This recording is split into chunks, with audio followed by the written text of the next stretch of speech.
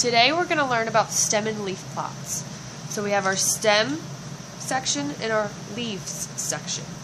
Up here we have a data of test scores that students have scored. And we're going to put these test scores into our stem and leaf plot. Our stem are the values that are listed down, and the leaf goes to the right from the stem values.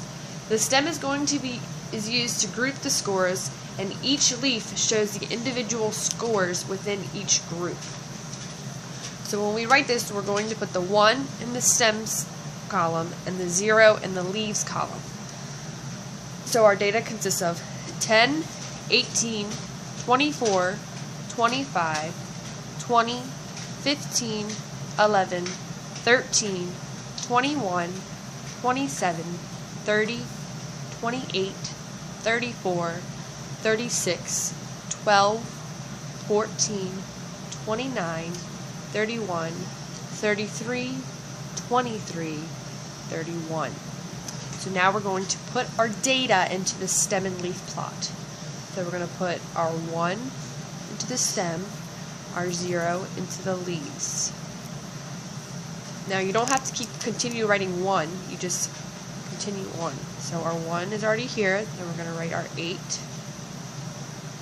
Now we have a 2, so we can write this under our 1. And then put our 4, which is 24. And then we have 25. And 20.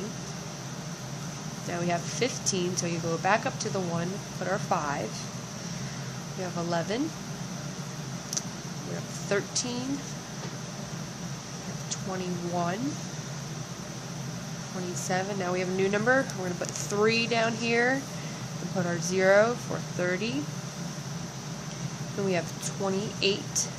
Now we have 34. 36. Now we have 12, so we'll go back to our 1. 4. 29, so go to our 2's. We have 31. 33. 23. And then our 31. A stem and leaf plot is a special table where each data value is split into a stem. The reason why we use the stem and leaf plot is because it shows the spread of the data. If you were to just write out these numbers, it would be more difficult to see the data spread out and where there are more data points closer together.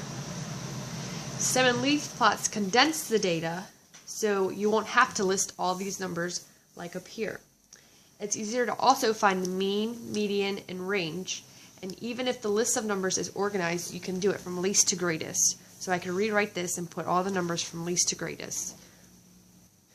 As you can see, stem and leaf plots are a lot more easier to read the data that you have. So we have test scores here. So let's look at our stem and leaf plot of these test scores. We notice how the students scored in the 20s more than in the 10s. So in the 20s, we had 1, 2, 3, 4, 5, 6, 7, 8 students that scored in the 20s.